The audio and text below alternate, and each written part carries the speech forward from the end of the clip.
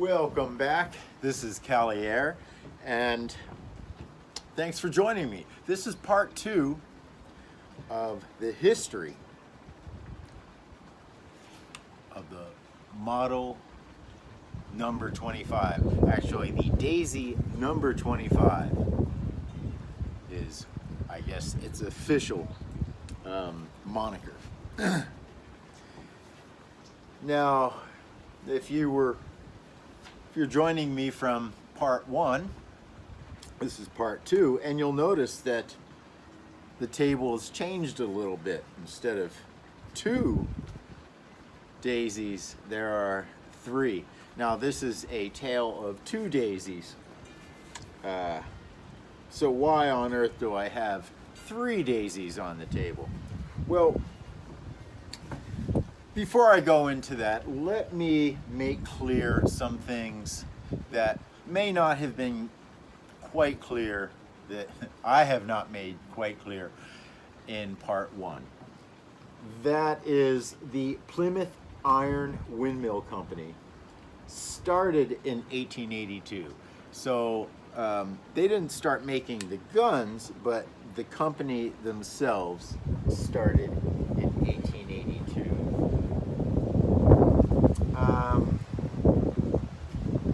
That's a daisy actually isn't an exact quote. No, it was Clarence, that's a daisy. I believe that's an exact quote.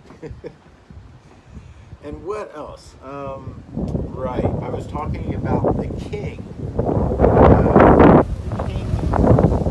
inventor, perhaps having something to do with the Markham King number 5 pump gun, which, well, this gun isn't modeled after. We'll go into that. However, that king has nothing to do, or at least doesn't have anything directly to do with the the King pneumatic. Right? The guy who made the King pneumatic, he didn't have anything to do, even though these are pneumatic guns, so to speak. He didn't have anything to do with the King model. Okay. I hope I haven't made things more confusing by my explaining. Okay, and that's it. I wanted to go over something that I keep forgetting. I wanted to mention this in the first one, but I wanted to go over why the pump model, right? Yeah, what was so significant about the pump? Because we had the earlier models that started coming out in 1901, that Daisy put out in 1901, that were lever action, more cowboy. Now, the side note here, the very first gun was actually quite space age looking. Daisy put out quite a space age looking gun. It was the wire gun. So again, they went from space age to then a lever gun, which is cowboy, to this. Now, where we left off on the last video, we left off at World War I, essentially the beginning of World War I, or what was culminating into World War I. And this is the gun that that Daisy had put out. And it's modeled after the I believe the Winchester pump shotgun. But again, why? Why the pump shotgun? Well, first off, I don't think lever guns were all that prevalent in the First World War. And Daisy did put out a Model 40, which resembled sort of like the Mosin and Gauntz and the those sort of that era of guns. But why Now,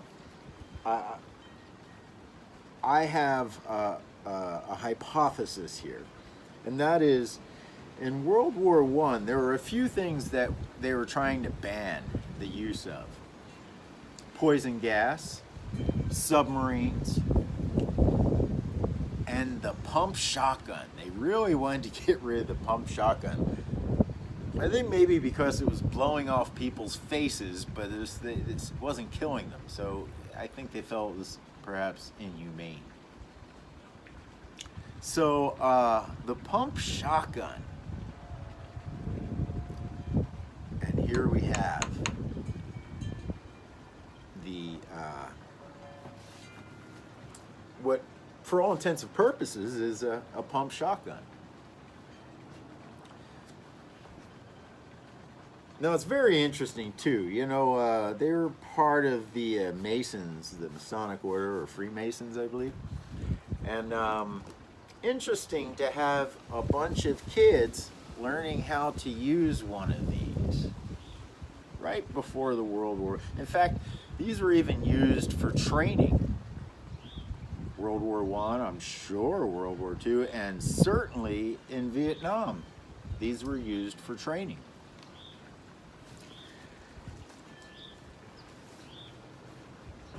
So there was a certain, vogue going on, I believe,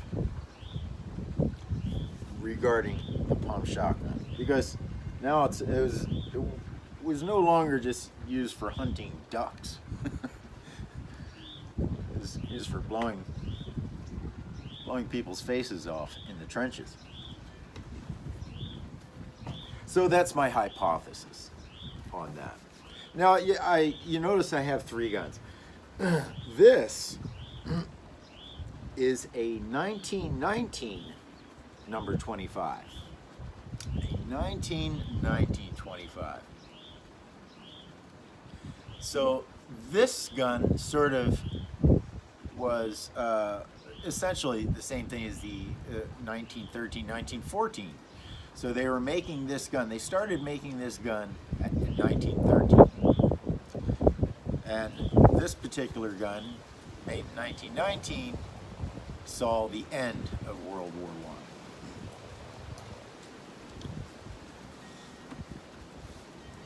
I. Now, there's a lot of history yet, and we're really just touching on the history here.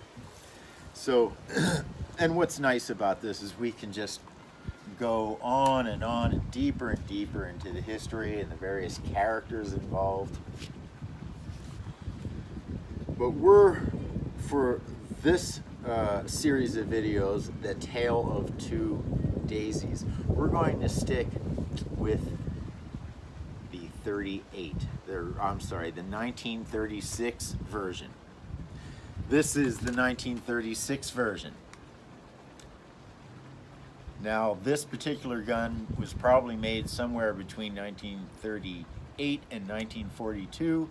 We don't know because Daisy didn't start putting serial numbers on the gun until the 50s.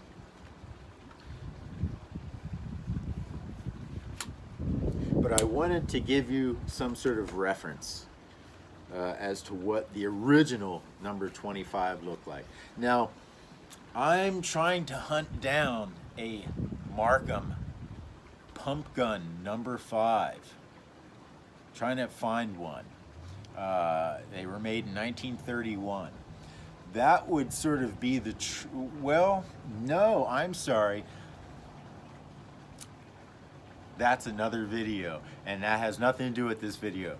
But it does have to do with a somewhat related gun, a cousin. The 105 or the 107, the Buck Jones Jr. and the Buck Jones Special. All right, we'll go into that in another video, of course.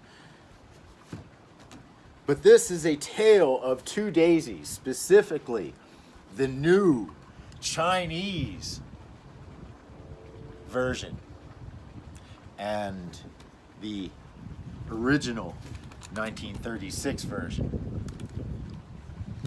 And we're going to go deeper into the history of these two guns. We want to look at Lefever. Lefever is the guy that designed this gun after the probably after the Winchester shotgun.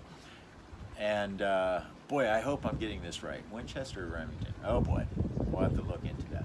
So this thing shoots really well. So far, better than any of them that I've come across yet. And this is a 2009, bought 2018. Works wonderfully. Now, we'll do a side-by-side comparison. Not in this video, this is for the history. But we'll do a side-by-side comparison in another video. But we will be talking about Lefever, who he came from a family of firearms makers here in America. And he tried to sell this design to Daisy, and at first they weren't biting. So he threatened to take his design elsewhere, and they gave it a look and immediately knew that it was a hit. Okay, that is part 2 of the history. The Tale of Two Daisies. We'll be going, we'll go into future parts on this, but I also want to get to the side-by-side comparisons. I would even like to chrony these, and we're going to have a few more 25s in pretty soon, and we'll also be looking those over and comparing those. All right, thanks for visiting, and hey, subscribe and check us out on the, what's it called? That's right, it's called Airgun Review. No, it isn't. It's called Airgun Investigation Review .blogspot.com. I'm sorry, that's a very long address, but there's a link down below, so you can click on that. It'll make life a lot easier. Check us out. Leave a message, leave a comment, and I'll see you next video.